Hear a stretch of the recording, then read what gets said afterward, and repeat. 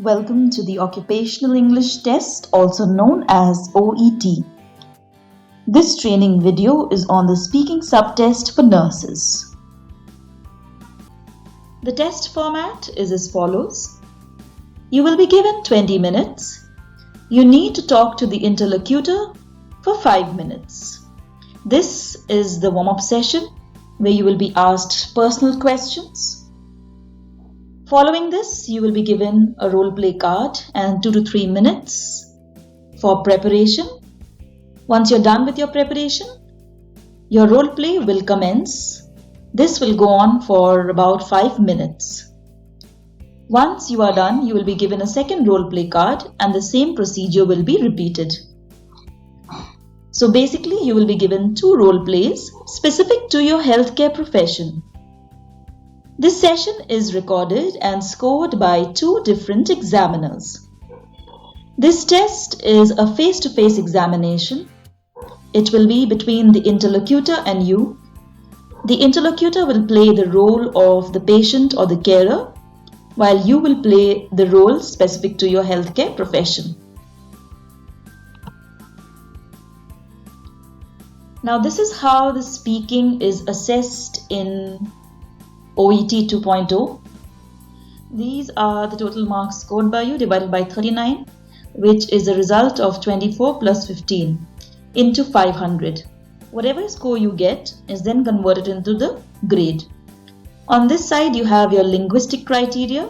The first one is intelligibility, which basically means speaking with clarity in a way that is understood by the other person. The next criteria is fluency, speaking without pausing too much or using too many fillers. The third criteria is appropriateness of language, which basically means that depending on the kind of task you are given on the card, you must use language according to that. And finally, resource of grammar and expression, which include all the important components of grammar, like sentence construction, proper usage of articles, tenses, proper words and phrases, etc. This is a total of 24 marks. For each criteria, you get 6 marks. On this side, you have the clinical communication criteria. The first point is relationship building. For this, you've got 3 marks. In fact, you've got 3 marks for all of these criteria. Relationship building talks about how you interact with the patient. Are you making the patient feel comfortable? What kind of words are you using? So all of these components are covered there. The next one is understanding and incorporating the patient's perspective. When you are doing the role play, you will be expected to use this particular aspect as well, instead of just assuming and suggesting or judging the patient. The next criteria is providing a structure. You must follow the structure given in the role play card. At the same time, you must tailor your responses based on the structure. Information gathering refers to how you get the information from the patient and what kind of information. And information giving refers to the solutions you will be providing to the patient or the carer. This comes up to a total of 15 marks. Let us look at the description of this type of question. You are given 1 role play card at a time. You will not be given the interlocutor's role play card, so you don't know what the interlocutor is going to say. You can only guess based on your card. The interlocutor's card will include information that is not included in your role play card. It gives you a good idea of the outline of the conversation. The role play cards will inform you of the key details about the patient. They also consist of the reasons for the patient's appointment. You need to take all of these pieces of information into consideration and plan your approach accordingly. Now, here are some strategies to answer this type of question. First, you must understand that this tests a real patient and health professional interaction scenario. This test is basically looking at the communication aspect and not specifically your medical knowledge. When you get the card, analyze the type of information given. If you have doubts, you must ask or clarify these doubts before beginning your 3 minutes prep time. Try not to memorize long answers. People often do that. You might not necessarily get the same card. Establishing a relationship with the patient, in this case the interlocutor who is posing as the patient, is very, very important. Make sure you ask for relevant information and do not include anything that is unnecessary, as this will just take up a lot of time and you will be completely off topic. Since this is the speaking test, there are some major factors that you must keep in mind. The first one is pronunciation. You must speak with correct pronunciation. You don't need to imitate a native accent, but your own accent must be very clear and pronounced. There should not be a hint of mother tongue influence.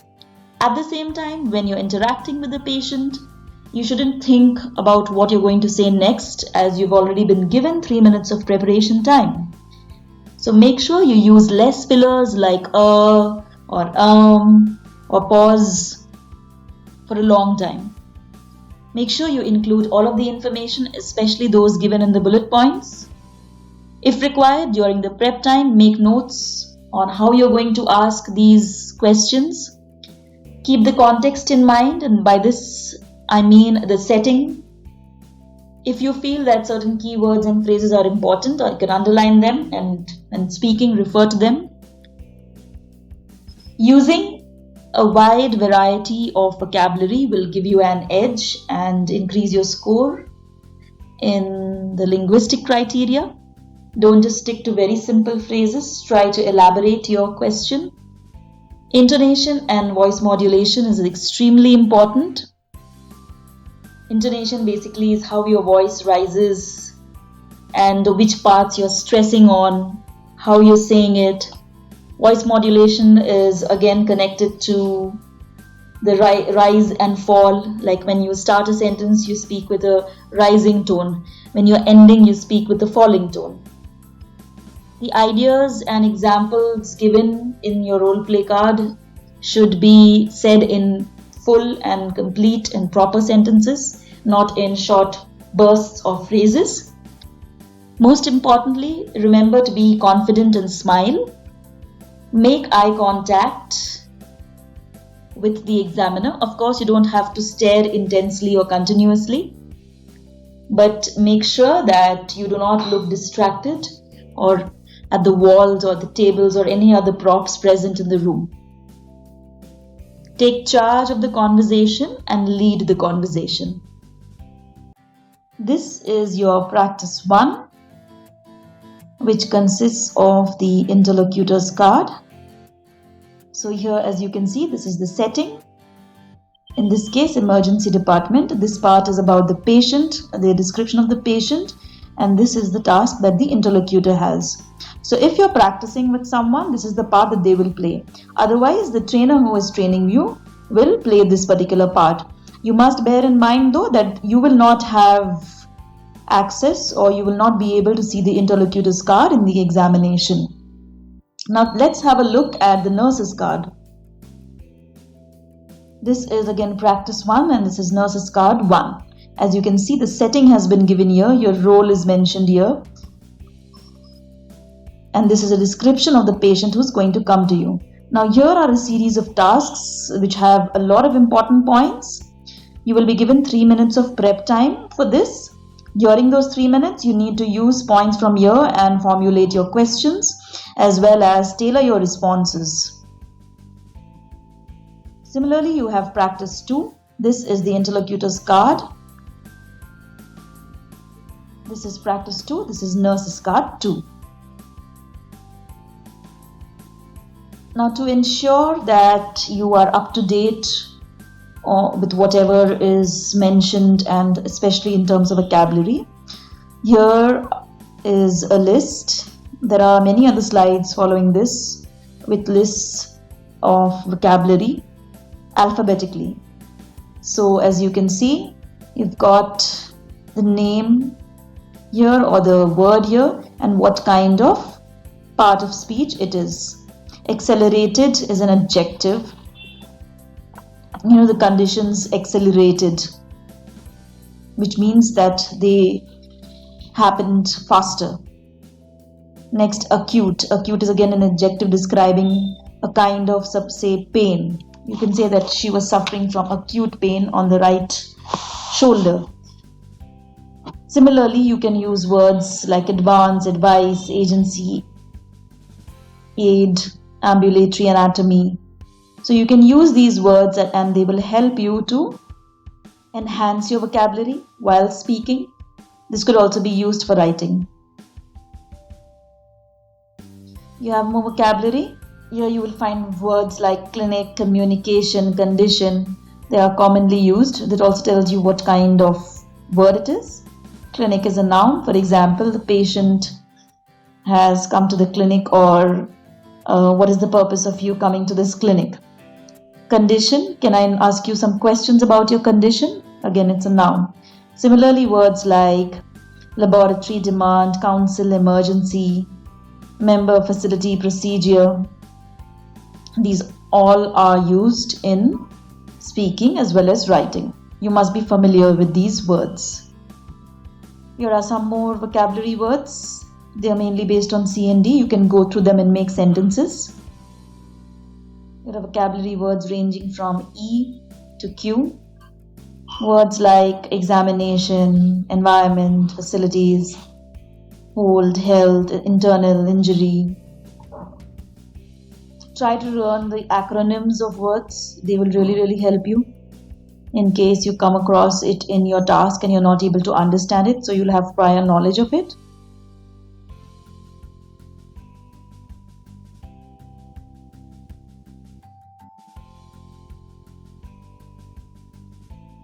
Some more words. Now here are some techniques. First and foremost, you need to understand who the patient is. For this, identify the type of patient, understand the patient's emotions, plan your approach accordingly. Next, interact with the patient. The second thing you need to do is to find out what exactly the problem is. So what do you need to find out? 1, the problem. Next, look at your task and rephrase the points into appropriate questions.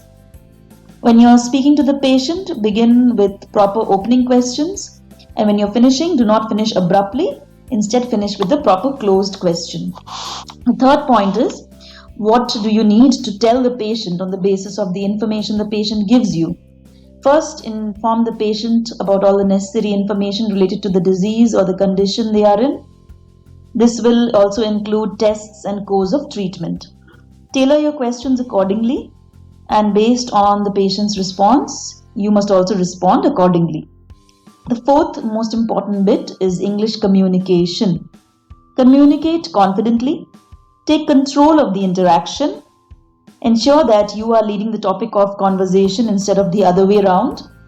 Avoid memorizing from old templates or previously done templates. Ensure that you are maintaining your fluency by avoiding fillers and pauses like and Fifth, the most important point is relationship building. Here, ask permission for uncomfortable topics from the patient. Once the patient tells you what the issue is, do not devalue or criticize them. Show them empathy. Make sure you elicit and explore the patient's concerns. Use the patient's cues to react accordingly. Here are some general speaking tips. First, what you could do is find an English speaking conversation partner and make sure you listen as well as speak. Use a mirror to see how you appear and whether your pronunciation is correct and the placing of the words in the mouth is correct. Record your practice conversation, go back, listen to it, correct the errors. Surround yourself with the English language, practice with music and movies. First without subtitles, then with them. Watch and listen to audio visuals in various accents. Practice reading aloud. If you do this on a regular basis, your speaking and communication will definitely improve. That is the end of this reading session. Thank you. All the best with your practice.